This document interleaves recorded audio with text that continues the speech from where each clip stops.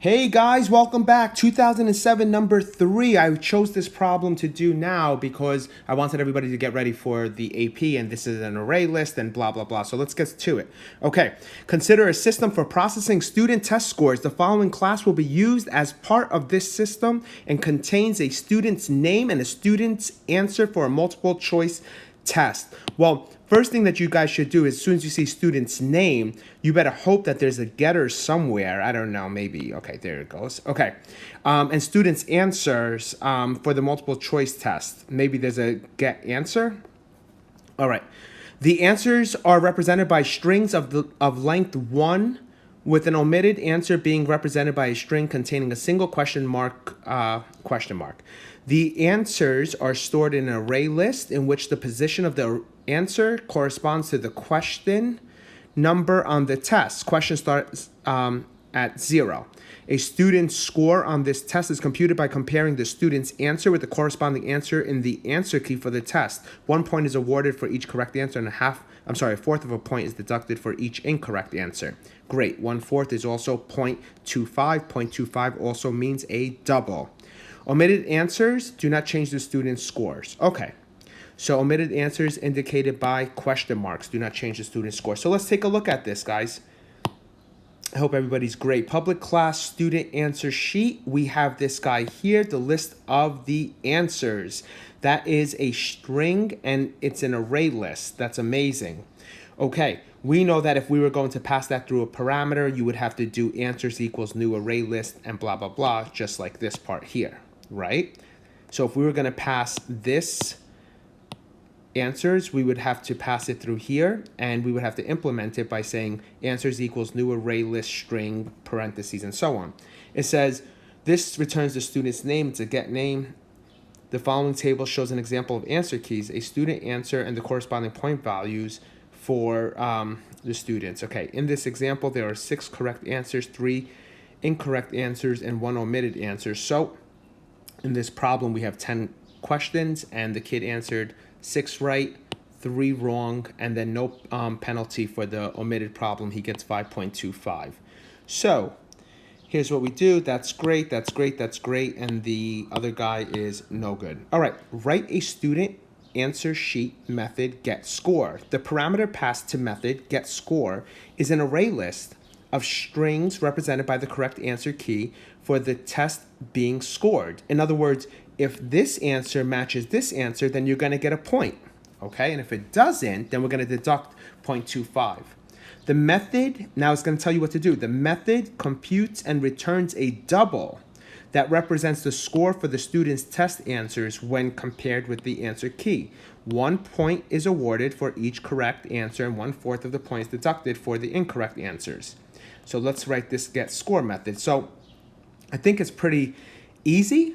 I'm going to pass through the answer key. I know that it's a double, and I know that anything I pass through the parameter, I better use. I also know that I have this get name. I also know that I have, to be implemented in part A, we talked about that. I also know that I have this array list, okay? So let's check it out. Here's the answer. Double score equals 0.0. Why do you want this? It's a double that you have to return. So double score equals 0.0, return the score. Great. Anytime we're working with array lists, we know that we have to go through a for loop, all right? So we know that the answer key and the key and the answers that the student gives must be the same size. So I'm sure that you can exchange answers with key. If the answer.getI.equals, because it's a string, key.getI, in other words, if the first answer matches the first key, add a 1, okay?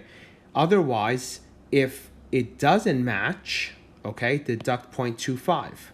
So let's look at else if answer does not match dot equals question mark.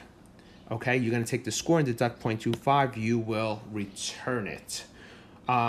And that's how you do part A. Should we run into part B or should we stop the video? Let's keep going. Okay, consider the following class that represents the test results of a group of students that took a multiple choice. And now we have test results. Now take a look right here. We've done this in many problems. Student answer sheet. And we have sheets. and it says sheets.size is greater than 0. The answer sheet and sheets have the same number of answers as the key. Great. Key.size, public string, highest scoring student, ArrayList key, implemented in part B. Let's see what happens.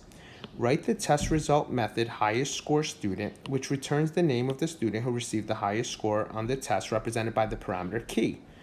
If there is more than one student with the highest score, the name of any of these high score students may be returned. You may assume that the size of each answer sheet represents the ArrayList sheet is equal to the ArrayList key. Great. In writing highest scoring student, assume the get score works as specified regardless what you wrote in part A.